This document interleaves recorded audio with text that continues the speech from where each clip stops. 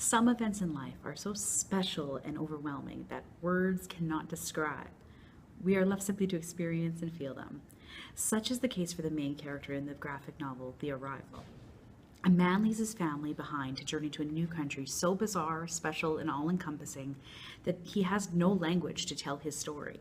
We only see the pictures of what he's experiencing. This makes The Arrival a very interesting graphic novel. It is entirely without words. The illustrations tell the story. Interestingly, the reader's experience of the book is rather similar. The wordless graphic novel leaves the viewer feeling the same thing as its character, enthralled but speechless. Now, with that said, I'm going to try to describe this novel as best I can so that you have a framework to start your own exploration through its complexity.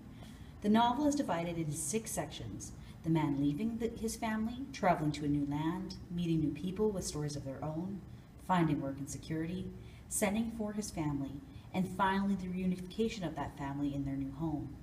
It's a rather straightforward story that we are familiar with and have seen before.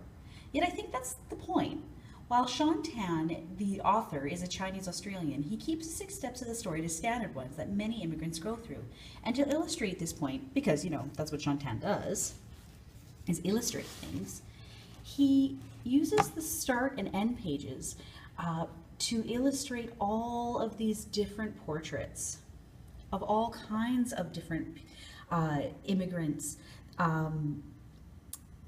so that the arrival could be the story of all different kinds of arrivals all over the world.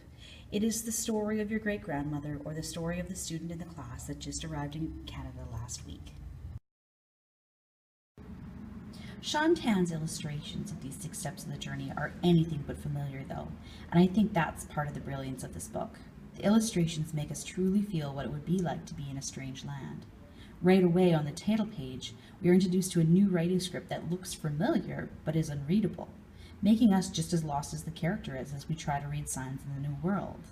Then there's the actual structure of the new world. Again, buildings, objects, and animals are beautiful, and they look familiar, and yet the combination that they're in and the details that are added are kind of strange and unfamiliar to us.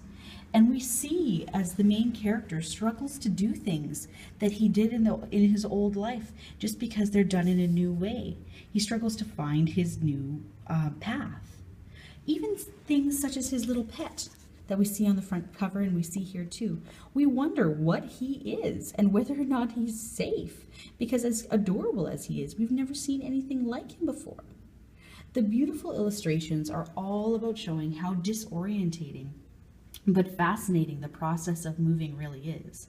You stare in confusion until you accept it and then really love it. Now, because this graphic novel is wordless, it's tempting to say that absolutely anyone would enjoy it. And it's true that, little ones would really love the pictures.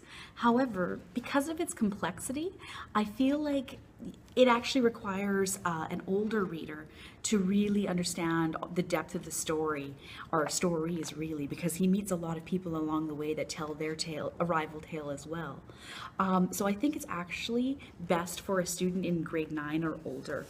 And specifically, I think it would really suit anyone who's been on this kind of a journey or knows someone within their life that has had this kind of immigration tale and can relate to what it means to arrive in a new land and make it your home.